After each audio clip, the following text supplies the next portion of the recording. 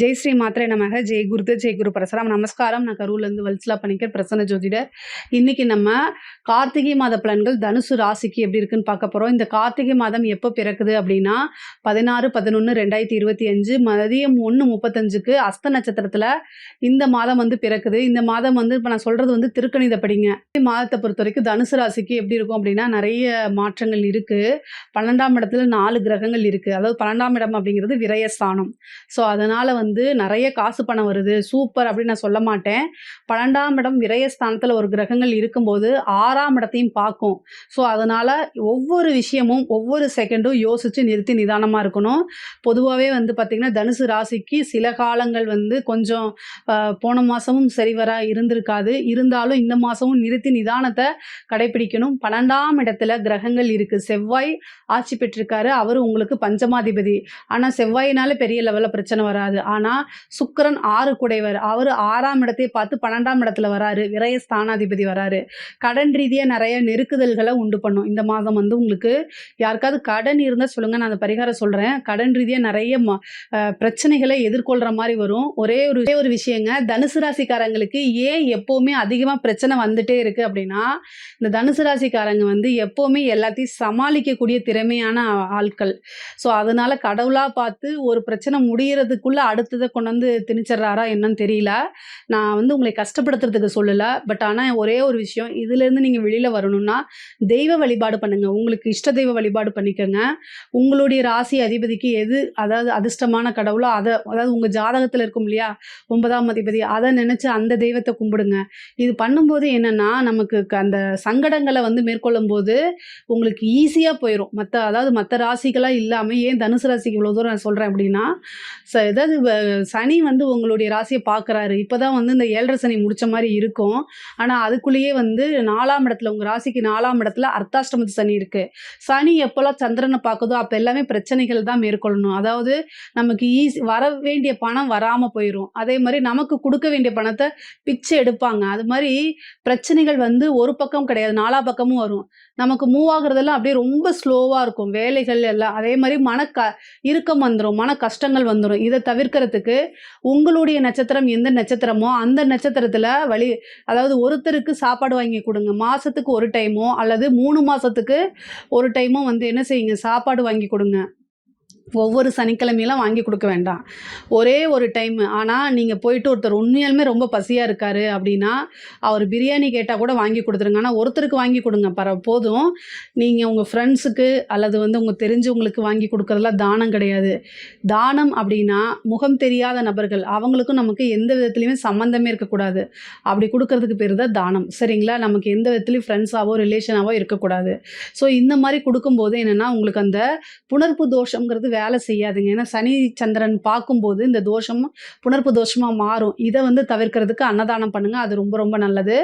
முக்கியமாக வந்து 12ஆம் இடத்துல நிறைய கிரகங்கள் இருக்கனால கடன் ரீதியாக இருக்கக்கூடிய பிரச்சனைகள், அதே மாதிரி தொழிலில் வந்து பார்த்திங்கன்னா நீங்கள் நல்லா கவனிக்கலை அப்படின்னா விரயமாகிறதுக்கு இந்த மாதிரி அமைப்புகள் இருக்குது. அதனால் கவனமாக இருக்கணும். ஒவ்வொரு முடிவு எடுக்கும்போது ரொம்ப ரொம்ப கவனமாக இருக்கணும். மனக்குழப்பங்கள் வருதா அப்படின்னா பொறுமை காத்து மெடிடேஷன் பண்ணுங்கள். உங்களுடைய நலமிருமிகிட்ட கேட்டு ஆலோசனை பண்ணிவிட்டு அதுக்கப்புறம் அவங்க ஆலோசனைப்படி நீங்கள் நடக்கணும்னு அவசியம் இல்லை.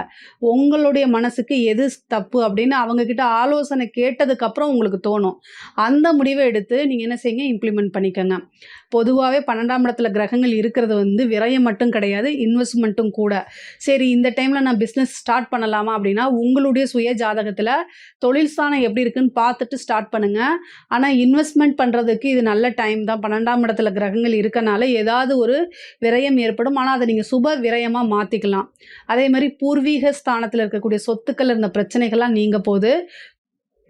இவ்வளோ நாளாக வந்து இந்த தொழில் வந்து மந்த நிலையில் இருந்திருக்கும். இப்போ தொழில் வந்து கொஞ்சம் கொஞ்சமாக இம்ப்ரூவ் ஆகிறதுக்கு உண்டான அமைப்புகளும் வருது. கொஞ்சம் நீங்கள் கூடுதலான பலன்களை போட்டு முயற்சி பண்ணிங்கன்னா பண்ண முடியும். அதே மாதிரி தொழில் ரீதியாக நீங்கள் என்னென்னா வெளிநாடு வெளிமாநிலம் செல்லக்கூடிய அமைப்புகள் இருக்குது. அலைச்சல் செம அலைச்சலாக இருக்கும். ஐயோ அப்படின்னு வந்து உங்களால் முடியவே முடியாது, அந்த மாதிரி அலைச்சலாக இருக்கும். ஆனால் கவனமாக இருந்துக்கணும்.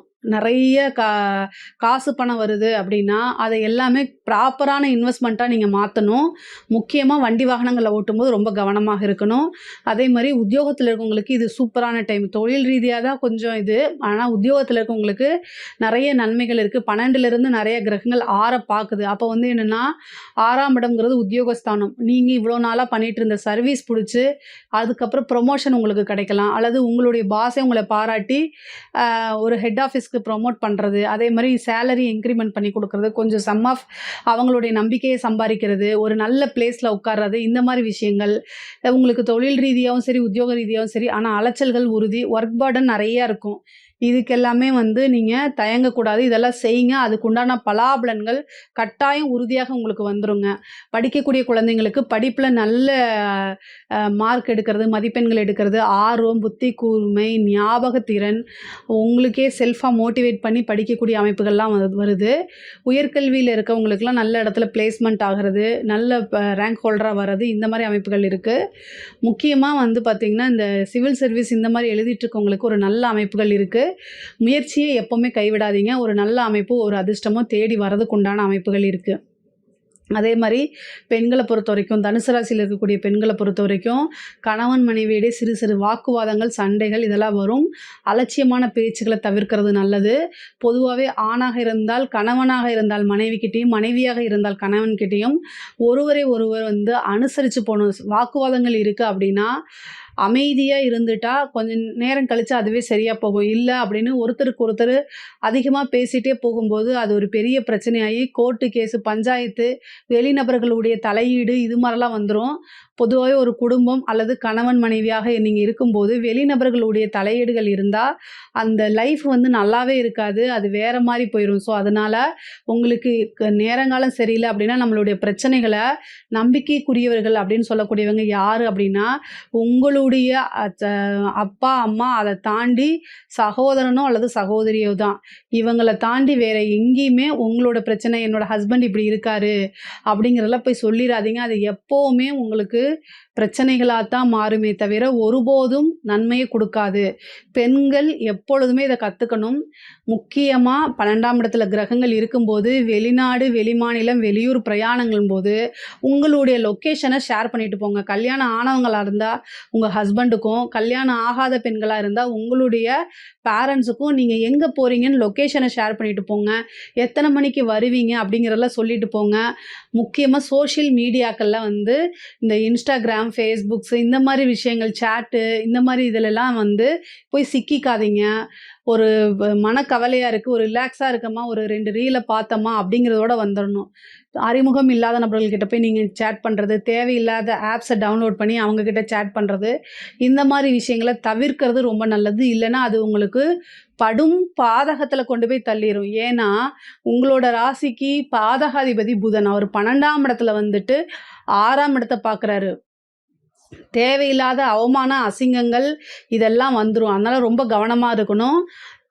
தப்பே செய்யலைனாலும், ஒரு சின்ன விஷயங்கள் நீங்க அதாவது ஒரு கேர்லெஸ்னால தேவையில்லாத அவமானங்களுக்கு ஆளாகுற மாரி இருக்கும். அதனால கவனமாக இருங்க. ஹெல்த் ரீதியான பிரச்சனைகள ரொம்ப ரொம்ப கவனமாக இருக்கணும். வண்டி வாகனங்கள்ல போகும்போது ரொம்ப கவனமாக இருங்க. தனுசு ராசிக்கு 4ஆம் இடத்துல சனி இருக்கு. அதனால வண்டி வாகனங்கள்ல முக்கியமா இரவு வேளையில நீங்க வண்டி ஓட்டும்போது, உங்களுக்கு மைண்ட் சரியில்லைன்னா, தயவுசெய்து நீங்க ஓட்டாதீங்க. பஸ்ல போங்க, கார்ல போங்க, ட்ரெயின்ல போங்க. ஆனா, நீங்க செல்ஃப் டிரைவ் பண்ணாதீங்க. ஏன்னா, மனசு சரியில்ல அப்படின்னா, பாதிக்கப்படுறது நீங்க மட்டும் கிடையாது. ஆப்போசிட்ல வரவங்களும் சேர்ந்து பாதிப்பாங்க. அதனால உட்டுருங்க. இல்ல உங்களுக்கு மனக்குழப்பங்களா இருக்கு அப்படின்னா, நீங்க எங்கேயுமே வெளியில போகாம வெயிட் பண்ணுங்க. இல்ல நீங்க பிசினஸ் விஷயமா, அல்லது ஒரு உத்தியோக விஷயமா நீங்க வந்து போய் தான் ஆகணும். ஒரு ப்ரெஷர்ல இருக்கீங்க, போய் தான் ஆகணும் அப்படின்னா, ஆக்டிங் டிரைவர போட்டுட்டு போங்க. நீங்களா செல்ஃப் டிரைவ் பண்ணாதீங்க. கூடுதலா வந்து பார்த்தீங்கன்னா, இரவு நேரத்தில நீங்க டிராவல் பண்றத அவாய்ட் பண்றது ரொம்ப நல்லது. ஆனா, நம்ம வந்து வளர்ச்சிக்கு வந்து எந்நேரமும் பார்க்க முடியாது. இரவு, பகல் பார்க்காம உழைச்சிட்டு இருக்கீங்க அப்படின்னா, ஆக்டிங் டிரைவரா பண்ணுங்க. போட்டுட்டு நீங்க வந்து கார்ல போங்க. அல்லது வந்து ஒரு பஸ்ஸ புக் பண்ணுங்க. ட்ரெயின புக் பண்ணி போங்க. ஃப்ளைட்ல போங்க. இந்த மாரி போங்க. அப்போ வந்து ஓரளவு உங்களுக்கு வந்து இந்த கெட்ட விஷயங்கள்லாம் தவிர்க்கப்படுங்க. முக்கியமா வந்து இந்த அரசாங்கத் துறையில வேலை பார்க்குறவங்க வந்து ரொம்ப ரொம்ப ஜாக்கிரதையா இருக்கணும். 6ஆம் இடத்துல இருக்கனால பனிஷ்மென்ட் கிடைக்கிறதுக்கு வாய்ப்புகள் இருக்கு. அதனால உயர் அதிகாரிகள் நெருக்குதல்கள் உண்டு பண்றாங்க, இல்ல பிரச்சனைகள குடுக்குறாங்க அப்படின்னா, நீங்க அமைதியா மெடிக்கல் லீவ் போட்டு போறது ரொம்ப நல்லது. இல்ல அப்படின்னா அத கையாளணும் நீங்க. தைரியமா இருந்து ஃபேஸ் பண்ண கத்துக்கங்க. இல்லைன்னா பனிஷ்மென்ட் ஆவீங்க. அவங்க சொல்றாங்களேன்னு ஒரு விஷயத்த செஞ்சா, உயர் அதிகாரி சொன்னாருன்னு செஞ்சா அவங்க கை கழுவிட்டு உங்களே காமிச்சுட்டு போயிருவாங்க. நீங்க போய் வேலை இழந்துட்டோ, அல்லது நீங்க கோர்ட்டு கேஸ்ன்னு அலைஞ்சுகிட்டு இருக்கணும். அதெல்லாம் தேவையில்லாதது. அதனால கூடுதலான கவனம் தேவை. அதே மாரி வந்து அரசியல்வாதிகளுக்கு ரொம்ப ரொம்ப நல்லா இருக்கு. 12ஆம் இடம் விரயமா இருந்தாலும் 6ஆம் இடம்ங்கும்போது பொதுமக்களுடைய சப்போர்ட்டு. பொதுவாவே சனி வந்து உங்களுடைய ராசிய பார்க்கும்போதே வந்து பார்த்தீங்கன்னா, பொதுமக்களுடைய சப்போர்ட் அளவில்லாம கிடைச்சிரும். திடீர்னு ஒரு நல்ல வாய்ப்புகள், ஒரு பதவிகள் கிடைக்கிறதுக்கு உண்டான அமைப்புகள்லாம் இருக்கு. நல்ல மீடியா ஃப்ரேம் உங்களுக்கு கிடைக்கும். 6ஆம் இடம் அப்படிங்கும்போது அரசியல்வாதிகளுக்கு அது ரொம்ப நல்லது. சர்வீஸ் அப்படிங்கக்கூடிய இடத்த குறிக்கிறதுனால, அது வந்து நீங்க போய் பொதுமக்கள் கிட்ட மக்களோட மக்களா நின்னு போகக்கூடிய அமைப்புகள், பெரிய லெவல்ல உங்களுக்கு ரீச் கிடைக்கிறது, மீடியா சப்போர்ட் கிடைக்கிறது, கட்சி தலைமையிடம் உங்களை பாராட்டுறது, அங்கீகாரம் குடுக்குறது, ஒரு பொறுப்ப வகிக்கிறது, இந்த மாரி விஷயங்கள்லாம் நல்ல டெவலப் ஆகும் அரசியல்வாதிகளுக்கு. கலைத்துறை சார்ந்தவங்களுக்கு இது ஒரு சூப்பரான டைம் தான்.